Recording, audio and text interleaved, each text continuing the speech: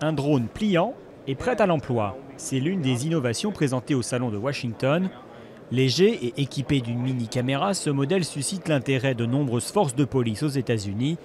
À l'avenir, il pourrait aussi servir par exemple à la cartographie, des applications civiles donc, qui sont le moteur de cette industrie.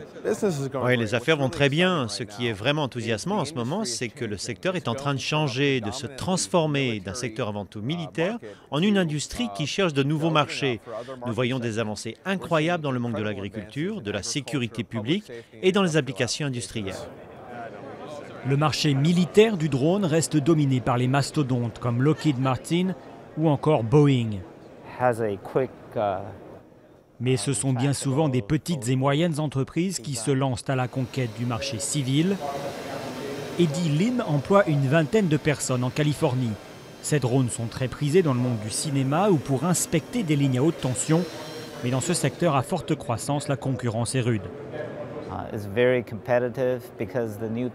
C'est un secteur très compétitif. Les technologies changent tout le temps. Presque tous les jours, nous avons des innovations. C'est un vrai défi de garder une longueur d'avance dans ce secteur. Des difficultés qui n'empêchent pas certains de rêver.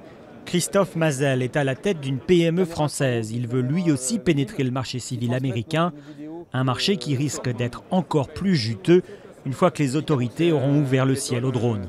On voit bien que c'est un marché qui est en plein développement. Ce qui, on va dire, freine quand même le marché civil, c'est la réglementation qui aujourd'hui peine à ouvrir finalement les espaces aériens pour les usages commerciaux des drones. Déjà bien engagés dans la conquête du ciel, les professionnels du drone s'attaquent déjà à la prochaine frontière, le fond des océans.